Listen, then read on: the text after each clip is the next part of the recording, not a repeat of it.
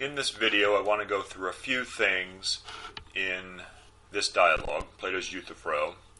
I'm not going to go through everything. You still definitely need to read it, but I want to point out where a few things are so that you have an easier time.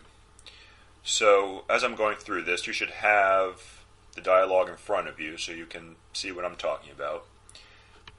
And the beginning of the dialogue, as you'll see, is a conversation between Euthyphro, a friend of Socrates, and Socrates. So each guy gets a turn speaking, and the whole dialogue just is there back and forth.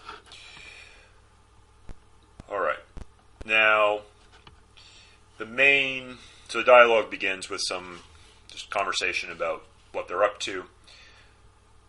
But the main purpose of this dialogue is to try to establish a definition for piety, or the pious, or what I call a definition. You might just think of it as an explanation of what pious is.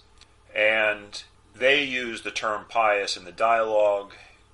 Might be easier, might make more sense to think about them trying to find a definition of moral. That is, what's morally correct, what's morally incorrect. But okay, so on page 6, where I am now, we get the first definition that Euthyphro offers of pious. Okay, so this here, I say that the pious is to do what I am doing now, to prosecute the wrongdoer, be it about murder or temple robbery or anything else. Okay, so that's Euthyphro's first definition, and he and Socrates discuss it.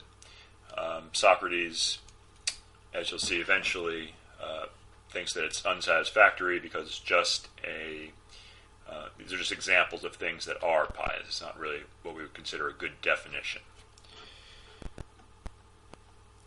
Okay, next on page 8, we get the second definition of pious. And so here we have something that looks more like a satisfactory definition, that is a definition that will cover all cases of piety. What is dear to the gods is pious, what is not is impious. All right, so there's a lot more said here that I'm just skipping over, but just to show you where a few things are. So then on page 11, we get what I call definition 2b. Okay, and so Socrates says, however, is this the correction that we are making in our discussion, that what all the gods hate is impious, and what they all love is pious? All right, so Euthyphro agrees with this, and so they discuss it some more. It's actually some very important stuff on pages 12 and 13, which I'm going to skip over right now. Go to page 15. Okay, so that was 2 and 2b there, this second definition of pious that they try out. On page 15, we get the third try that they make, and so at the top here is what I call the sort of pre-third definition. And then at the bottom of page 15 is what we can call the third definition. This is the kind of thing I was asking before, whether where there is piety there is also justice, but where there is justice there is not always piety, for the pious is part of justice. And then that is further refined on the next page, on page 16, so call this 3b.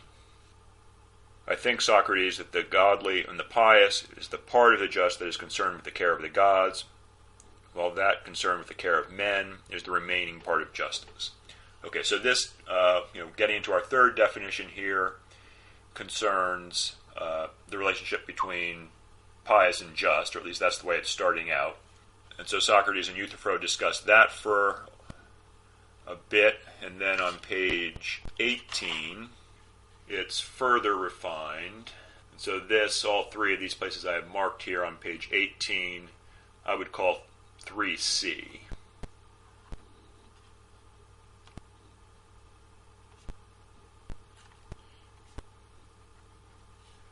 So first we have, I say that if a man knows how to say and do what is pleasing to the gods at prayer and sacrifice, those are pious actions such that as preserve both private houses and public affairs of state. And then, once more then, what do you say that the piety and the pious are? Are they a knowledge of how to sacrifice and pray? Euthyphro agrees that they are. So then Socrates says, it would follow from this statement that piety would be a knowledge of how to give and beg from the gods.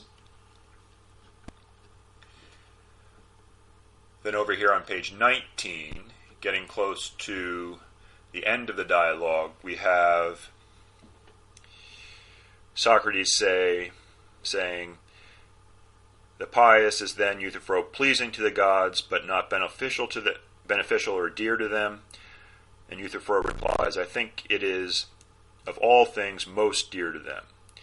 So the pious, Socrates says, so the pious is once again what is dear to the gods. Okay, so that's taking us back to definition 2. And so we can say that, having looked at all these definitions, the sort of end result is that none of them are totally satisfying, at least to Socrates.